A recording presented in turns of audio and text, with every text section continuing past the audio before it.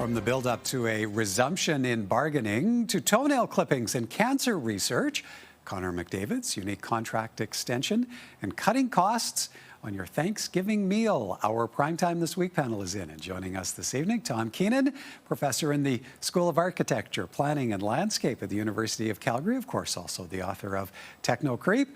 Bob Sumner, former 30-year news veteran. He's now a media and communications consultant. Good evening to you both, and let's begin with the latest developments in efforts to resolve the strike by Alberta teachers. I am doing my best to stay positive and knowing that this isn't for me, these are for the kids, and just trying to, this is all for them. 51,000 teachers have been off the job since Monday, and while there have been exploratory discussions over the past week, bargaining now set to resume Tuesday.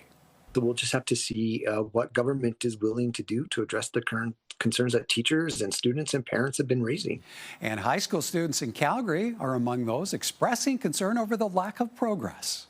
They put in countless hours for us, and it's like the second we lose them, we lose everything. So we need them. They do so much for us.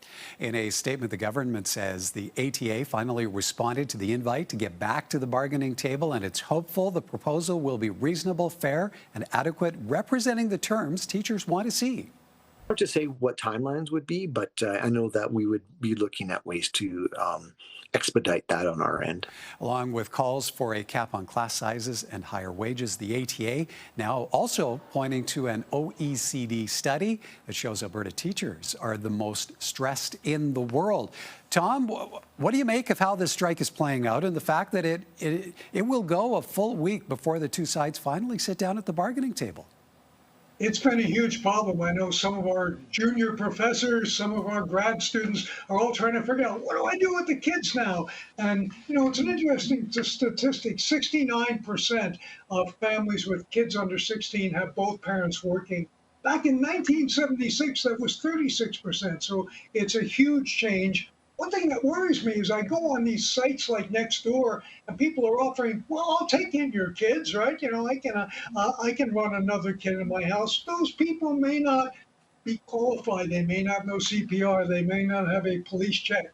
But I did hear some fun ideas from high school students. One city organized a sunrise walk up on Nose Hill, and I'm sure he's enjoying that. But he'd probably rather be back in school. So, you know, on that subject of what could they do, the Alberta government brought out this 200-page robust document that supposedly allows you to teach your kid. The problem is it's a mess. It's got like first graders doing things that they don't know how to do, and it's got stuff out of sequence, and it's also really hard to find. Well, so Bob, maybe your thoughts as well on how this is playing out, and to pick up on some of Tom's point there, how much patience do you expect Albertans will have, you know, until the two sides finally get to a quick resolution? Yeah, I would think that they're running out of patience quite quickly because it's just a shambles. The kids have their routines, and then when it's disrupted, then the parents' routines are disrupted. They all have to spend money to get daycare or out of school care, and sports camps are stopped. I see the Elks are stepping up to, you know, bring some kids in for football camps, and other places are doing that as well. But I think the frustration is starting to build, and maybe they'll have to blink like Ralph and his pal Jim Dinning did back in the 90s. They might have to blink on that.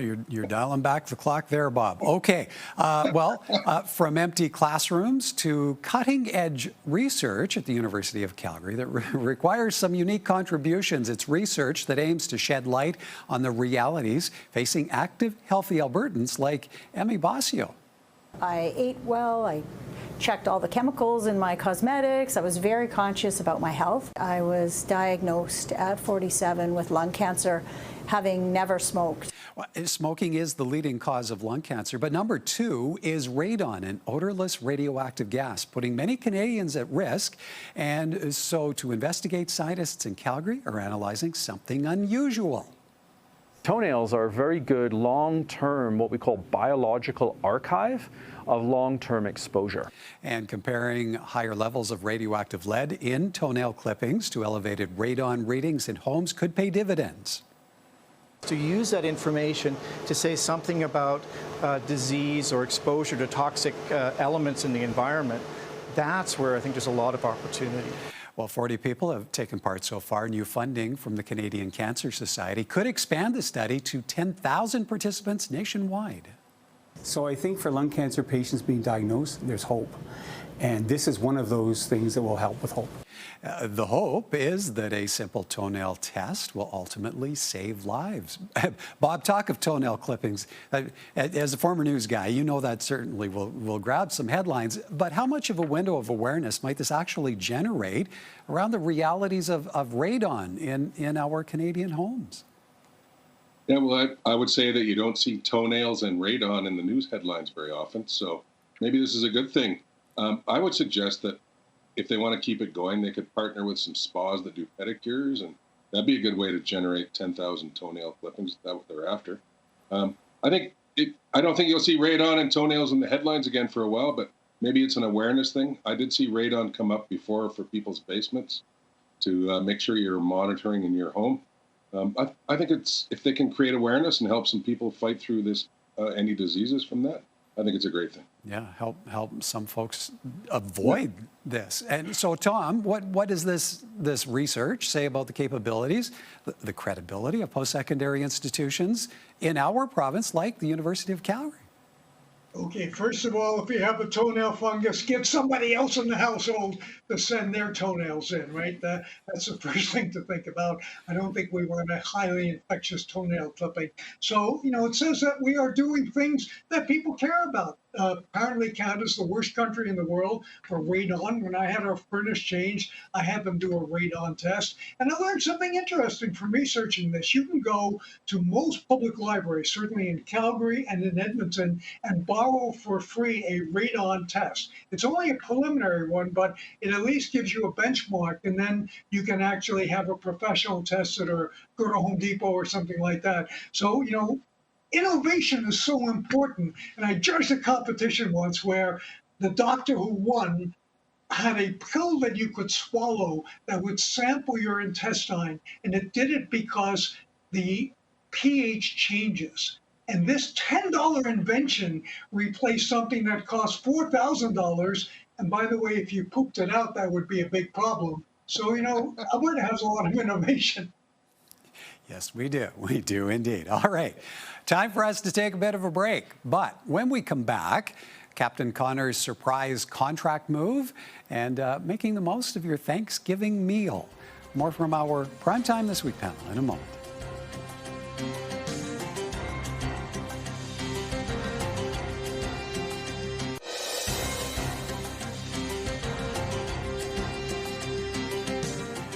Welcome back. While there has been plenty of focus this week on the strike by teachers and cross-border battles over pipelines, a certain hockey player was also drawing significant attention.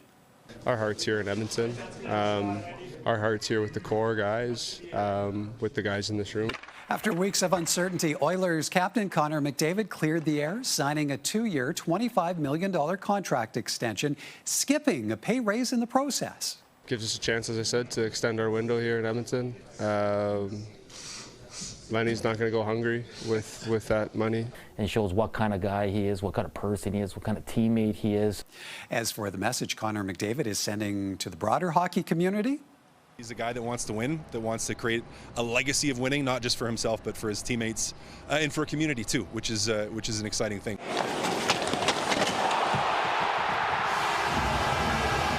And while Captain Connor factored into an early surge of goals in the season opener against the Flames Wednesday, it was Calgary capturing the 4-3 win in an 8-round shootout. Bob, what's your read on the statement Connor McDavid is making with his contract move, both as an individual and as an elite professional athlete?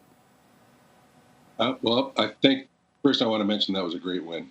Also, I think Connor's making a statement. He wants to stay and he wants to win with this group or whatever other pieces they can bring in. I think by him staying with a contract extension like this, it's going to draw some interest from other elite players they might be able to get their hands on if they have any cap space.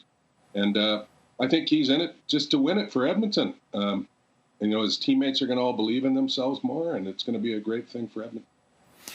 Okay, so Tom, two sides to this coin. Is he delaying the inevitable? I mean, there's lots of talk in Toronto would love to have him. But what do you think the chances are Connor McDavid will stick around Edmonton, maybe even be an Oiler for life? He's got a lot of headroom there, and they went to Stanley Cup Finals twice already. So, it's not like they're treating him badly. A $25 million 2-year contract. He is not going to starve to death. That's true. I think we might see him around for quite a while, and he's a great player, and I look forward to that. Bob, could you ever see him following in the footsteps of Wayne Gretzky, getting traded away, landing in other cities? Yes, because I think a guy like Connor, if they don't win the Stanley Cup and then during this extension, and there's only like the K-Days parade in Edmonton, then he's going to look to go to greener pastures, like somewhere where he can win. And he's a great man. He's a great individual, great for the city, but he wants to win. These people are these athletes are driven to win. And that's all he cares about. Yeah, and there could well be bigger contracts to be had in other markets. All right, one more topic for us as we head into the Thanksgiving long weekend. Inflation may play a role, that is, for many. And what makes it onto the table? I know that it can be intimidating to take on the whole Thanksgiving meal, but really, as cooking goes, it's not complicated cooking. Yeah, and these home economists are pitching a cost-effective approach. Meal planning as a general practice will help save you dollars. But so many things can be frozen, and then if you have a big deep freeze, that will save money in the long run. Well, prices for a 5-kilogram turkey in Edmonton range anywhere from $25 to $40. There are cheaper options. I did pork tenderloin because it is a really inexpensive protein right now. It's probably less expensive than a turkey, even a frozen one. So it doesn't seem really big when you buy it, but I butterflied it and pounded it and then filled it with a stuffing that includes some spinach, some onions, some dried fruit, and some breadcrumbs. That looks good. And lower costs just might bring down the dinner table temperature. I know that it can be intimidating to take on the whole Thanksgiving meal, but really, as cooking goes, it's not complicated cooking. And while catering might seem like an easy way out, expect to pay upwards of $55 per person if that's your choice. Tom, what do you make of turning to other meat options? Is it possible to host a Thanksgiving dinner without serving turkey?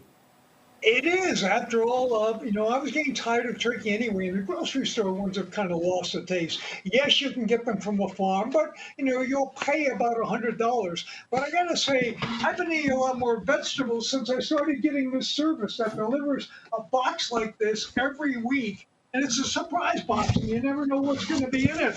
So here's kale. I don't like kale because a woman in the grocery store once said, "I'm from England, and we only feed that to cows there." And there's a bit of spinach here, too. But one time, they actually put a whole turkey in the box. So I don't want to advertise a particular brand, but you can get this peculiar produce delivered every week, and we never starve. We always have one of those.